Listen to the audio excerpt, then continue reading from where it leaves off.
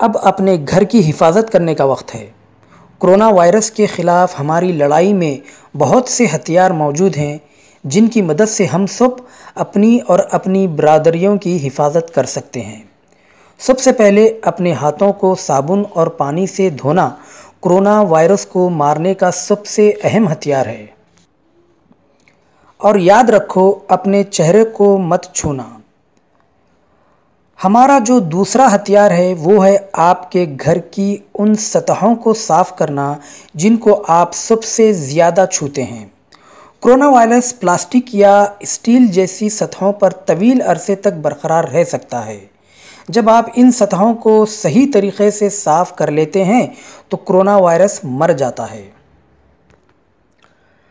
اب کچھ وقت نکال کر آپ اپنے گھر کے آس پاس نظر گھمائیں اور دیکھیں کہ سب سے زیادہ چھونے والی سطحیں یا چیزیں کیا ہیں۔ سب سے عام سطحوں میں شامل ہیں دروازے کے ہینڈل، فریج کا ہینڈل، واٹر پمپ اور نل کے ہینڈل، بالٹی کا ہینڈل، بجلی کا سوئچ، ٹی وی کا ریموٹ، فون، کرسیاں اور ٹیبل۔ اپنے گھر کو صحیح طریقے سے صاف کرنے کے لیے ان چند اہم طریقوں پر عمل کریں۔ سب سے پہلے ایک صاف کپڑے کو صابن اور پانی میں گیلا کر کے ان سطحوں کو صاف کریں۔ اس سے بیشتر گندگی اور جراثیم ختم ہو جائیں گے۔ یہ ایک عام طریقہ ہے، لیکن اس وقت اپنے گھر کی مکمل حفاظت کرنے کے لیے اور بھی بہت سے طریقے اپنانے کی ضرورت ہے۔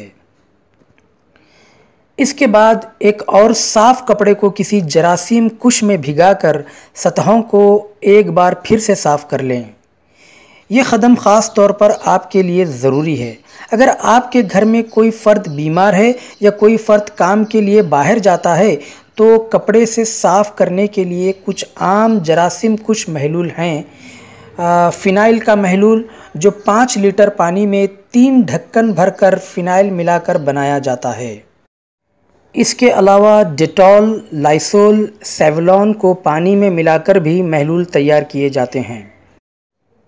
دھیان دیں کہ کچھ محلول ایسے ہیں جو آپ کے ہاتھوں میں جلن پیدا کر سکتے ہیں۔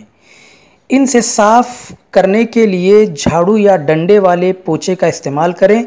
یہ محلول ایک بلیچنگ کا محلول ہے جو 1 لیٹر پانی میں 4 چمچ بلیچنگ پاؤڈر ملا کر تیار کیا جاتا ہے اور 0.1% سوڈیم ہائپوکلورائٹ محلول۔ اپنے فون، ٹی وی ریموٹ اور لائٹ سوئچ کی صفائی کرتے وقت چوکنا رہیں۔ یہ دیکھ لیں کہ آپ کا صفائی کا کپڑا زیادہ گیلا نہ ہو تاکہ بجلی کا کوئی سامان خراب نہ ہو۔ دوسری کچھ چیزیں اور مقامات ہیں جن کو صاف کرنا ضروری ہے۔ اپنے کپڑوں اور بستر کی چادروں کو ڈٹرجنٹ صابن سے اچھی طرح دھوئیں اور دھوپ میں سکھائیں۔ اور بیمار فرد کے کمرے یا جگہ کو صاف رکھیں۔ بہت اچھا، آپ نے ابھی سیکھا ہے کہ احتیاط سے کس طرح اپنے گھر کو صاف ستھرا رکھ سکتے ہیں اور اپنے خاندان کو کرونا وائرس سے بچا سکتے ہیں۔ ان ہدایات پر عمل کرنے سے آپ اور آپ کا خاندان صحت مند اور محفوظ رہیں گے۔